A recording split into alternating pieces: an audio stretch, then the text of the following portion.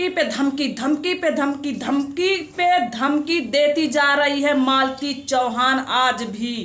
ठीक है, तो नमस्कार दोस्त, स्वागत है आप सबका नीलम कुमारी चैनल पे।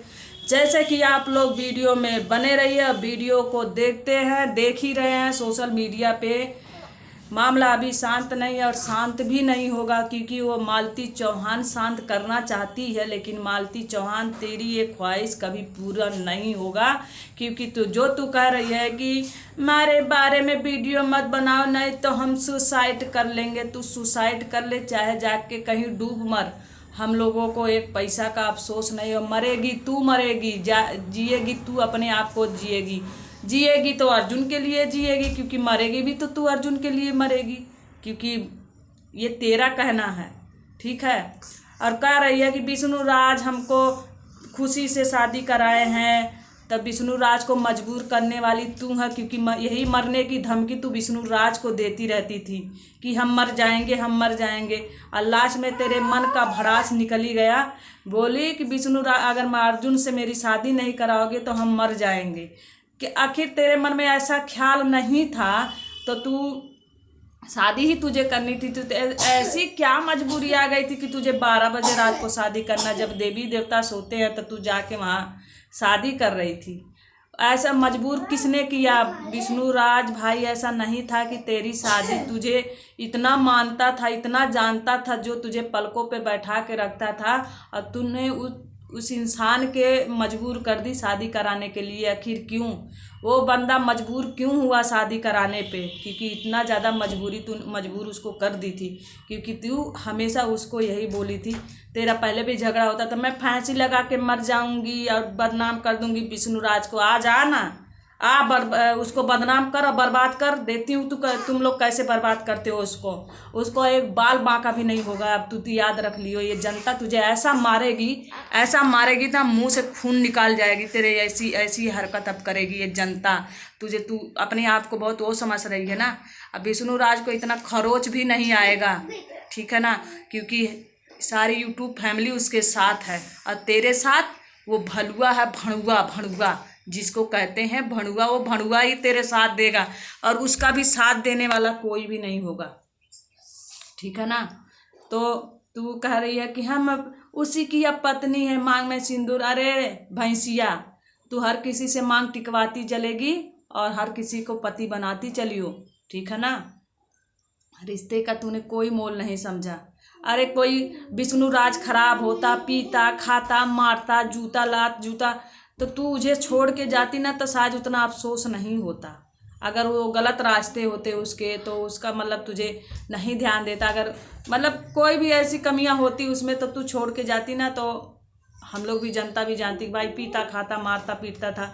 चल कोई बात नहीं, दूसरे को चली गई, उसकी ज़िंदगी संवर गई।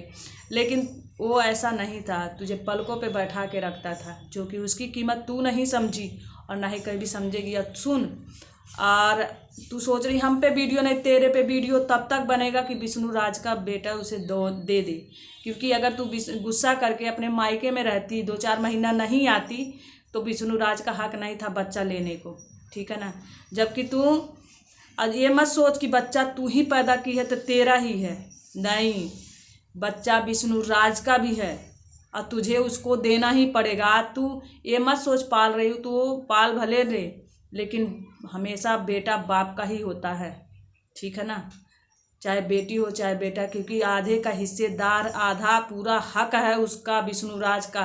विष्णु राज चाहता तो तुझे बेटा ले जाने किसी कीमत पे नहीं देता, लेकिन तू विष्णु राज के बड़प्पन देख, वो महान आदमी को देख कि अपनी खुशी के लिए अपनी खुशी सारी कुर्बान कर दिया तेरे पे। तो तू सोच वो कितना चाहता था तुझे, तेरी खुशी पूरा करने के लिए वो अपनी ज़िंदगी दाव पे लगा दिया।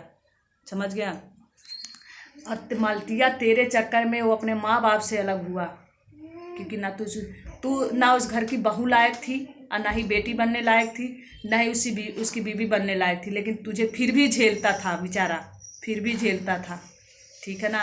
तू क्या सोच रही है हम लोग मिलने नहीं आए? हम लोगों को पता नहीं, हम लोग के पास, जैसे तेरे पास बहुत लोग जाते हैं ना, सारी पता लग जाती है, वैसे हम लोग के पास भी तेरी हर बात पता लगती थी। समझ गई। लेकिन तूने आज जो भी किया बिल्कुल अच्छा नहीं किया। और गोरखपुरिया भौजी आपको भी कहूँगी, 24 घंटा कितना दिन हो गया, 3 दिन का दिन हो गया, और मालती और विष्णु राज का कोई, मालती और वो अर्जुन का कोई पता नहीं चला। खाली कॉल रिकॉर्डिंग सुन रही हो कि मालती चौहान का यहाँ पता चल गया। मालती चौहान का पता तब चलेगा जब आप खुद उसको रंगे हाथ पकड़ के और लाओगी, और नहीं लाओगी ना तो आप उसका साथ दो, उस पर कंप्लेन करो।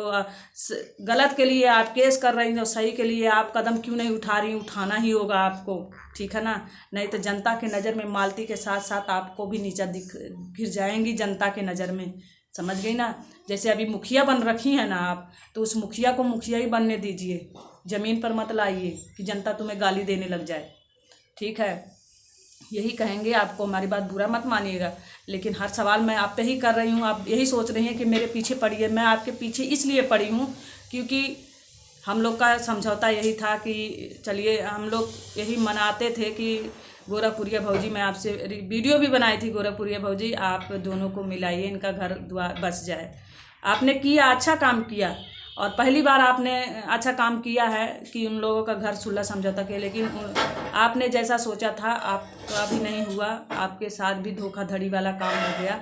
लेकिन आज जैसे उस नारी का आप सम्मान दे के उसके ऊपर उसका हाथ, मतलब उसका साथ दी हैं, वैसे अर्जुन की वाइफ का कोई दोष नहीं है। वो भी एक भारतीय नारी है, वो भी एक लेडीज़ है, वो भी लाचार है।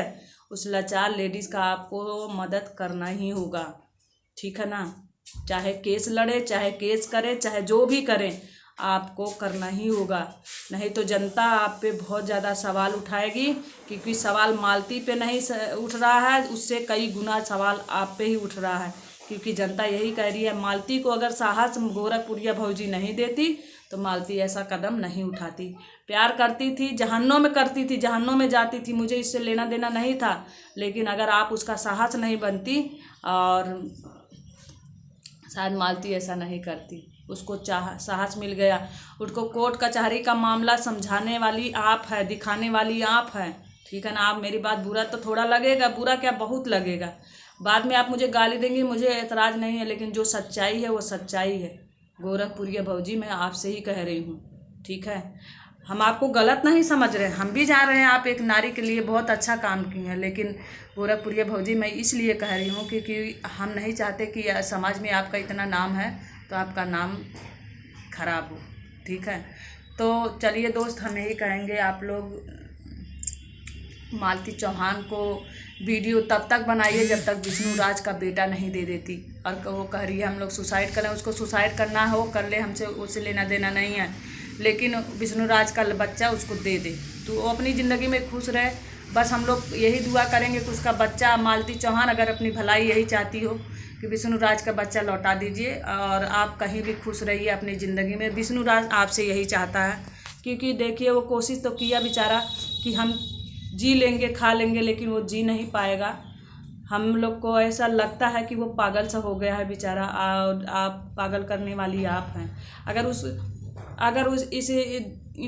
इस दुनिया में उसको सही सलामत देखना चाहती हैं तो बच्चे को लौटा दीजिए, और वो बच्चे के सहारे शायद जी लेगा। और आपको मिलना होगा तो आप मिल सकती हैं बच्चे से, ऐसा बात नहीं है, क्योंकि बच्चा आपका भी है, वो उसका भी है, तो आप कभी भी मिल सकती। विष्णु राज इतना पागल नहीं है कि जो आपसे बात नहीं कराएगा, आपसे मिलवाएगा नहीं, ऐसा बात नहीं है।